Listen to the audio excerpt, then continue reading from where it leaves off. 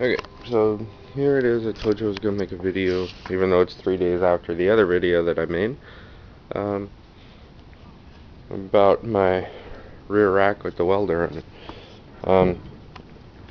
It works great. Uh, this was actually just a piece that we had. It was 5 feet long. I had to cut it off. Didn't fit exactly. It's about an inch too narrow. But I just put it like that so that I could wrap my straps like that around. And anyway, it works great. Holds the welder. Doesn't move at all. So, works great. And it's, in my opinion, a lot better and a lot stronger than the Harbor Freight ones. The Harbor Freight ones, you could get them for, you know, 30 bucks on sale with a coupon. I built this one. I just had this steel laying around and the rod laying around. Well, no, actually, I had to go buy more rod because this was 16th and this was 3/32. But yeah,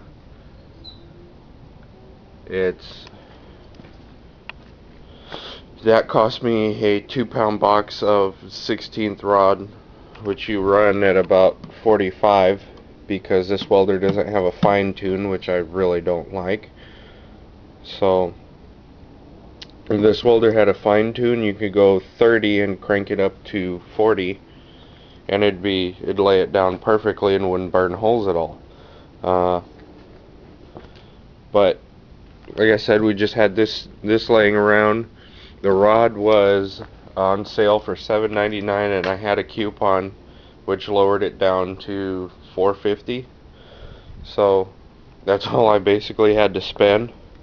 I got half of it done and ran out of welding rod. I thought I had more in my toolbox back here, but as it turns out, I think one of my buddies took my rod. So I think what we're going to do with this welder is cut these off here and just put quick connects with 25-foot leads on it. We're talking about that, but we're going to check out the price for lead and the connectors, the twist locks, from the welding shop. We're going to see if we could work a deal with the guy that we're working with to maybe take that out of our pay, because his welder is the same welder, only AC only, which it doesn't have the DC plus and minus, it's AC only.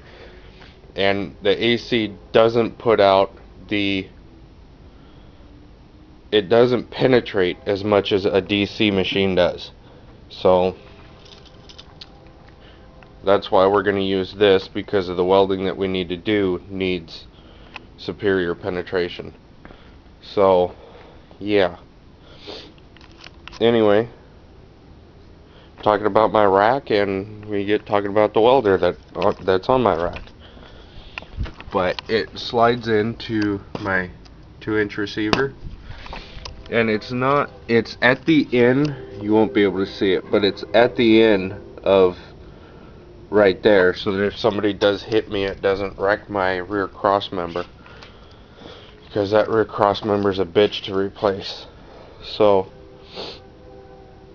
we had the welder, me and my dad standing on it. The welder's about 200 pounds roughly, and